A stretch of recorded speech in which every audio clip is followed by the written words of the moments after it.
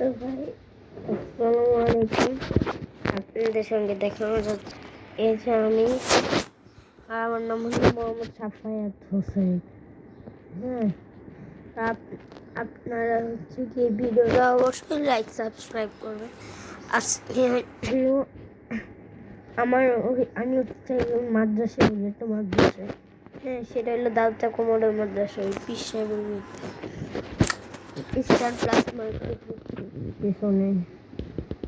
আর আমার বাবা এখন নামাজ পড়তেছে। আমার বাবা সেই 1 মাস হয়ে গেছে আমার বাবা অসুস্থ ছিল।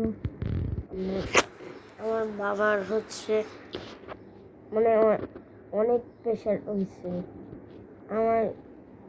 আমার ডাক্তার দেখাইছে,